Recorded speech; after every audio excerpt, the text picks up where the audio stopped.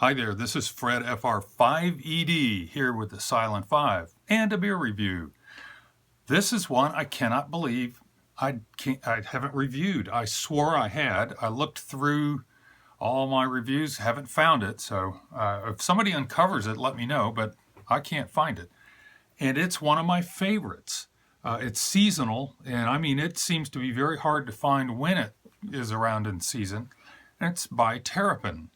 This is called Terrapin Rye Cubed. All right, Rye Cubed.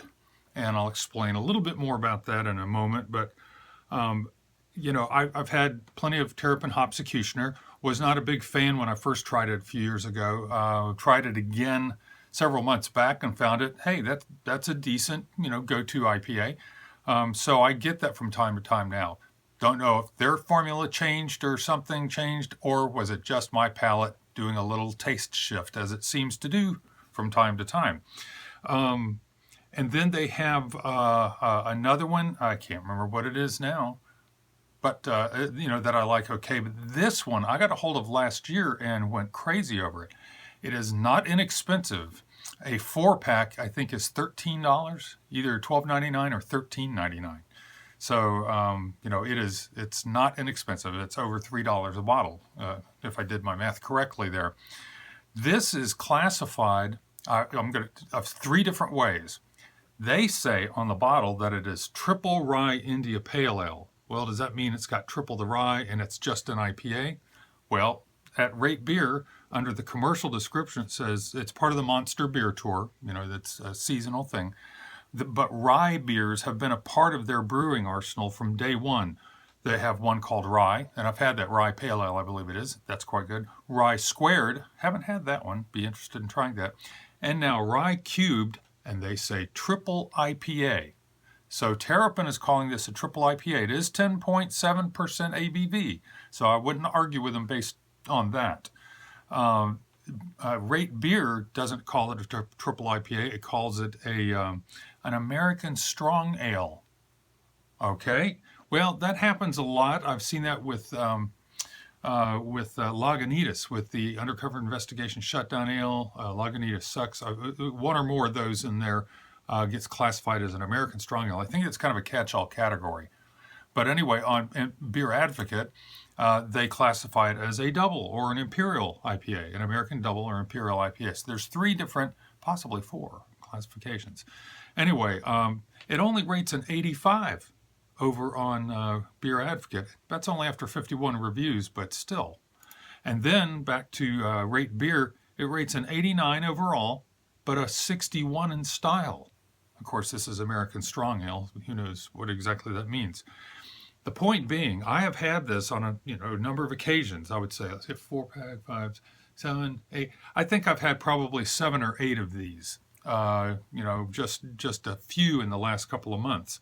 And it is, as I said, one of my favorites. So I'm telling you, even before I taste it, I really like this. So these ratings that I am just coming across, it's interesting. It says IBUs are 125. Anyway, let's go ahead and open it and smell it, taste it, and finish up here. This opener works pretty well most of the time. All right, it's novel anyway. All right, gonna pour this. Ooh, just pouring it, I can see it's on the darker end of the IPA, double IPA scale. Yeah, it's definitely got some color to it. Again, not using the SRM scale, but I would bet this is definitely up there, 15, 16 or so. Quite carbonated. I don't know if you can see all the bubbles just going crazy going up there. Here's a pretty good look at it. Okay, and color-wise, it's a deep, deep orange golden, not quite amber, but definitely deep golden. About a 2-finger, dense, nice and even, dense head with some good thick micro foam on top. Great aroma, and lots of it.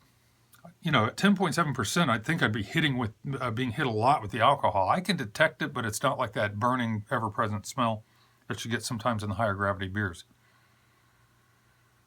Definitely getting pineapple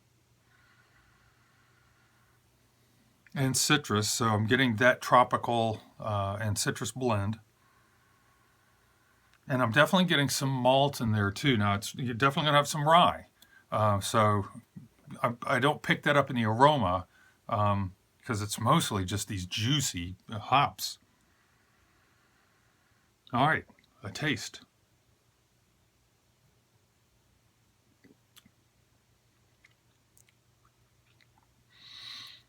So much going on. A nice heavy mouthfeel, which I would really hope for and want in my version of a double IPA, this being a triple. I want some mouthfeel to it, and I want some sweetness, and I don't mean honey, sugary sweetness. I mean a balance, a malt sweet balance to all that's going on with the hops. There is definitely some sweetness going on here. Not out of balance at all. I find it very balanced. There's plenty of hop bitterness too.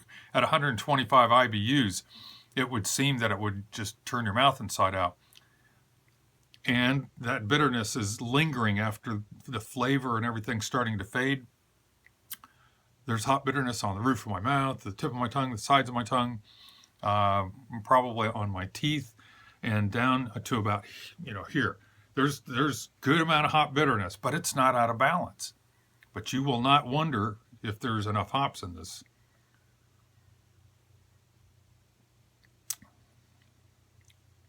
And then, flavor-wise, I do get some of the citrus in there, which is nice when you've got a little sweetness to go along with the citrus.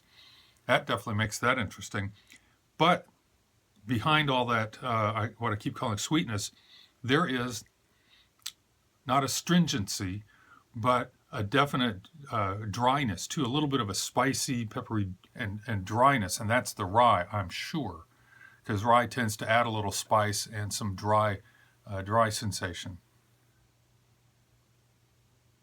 Dry rye.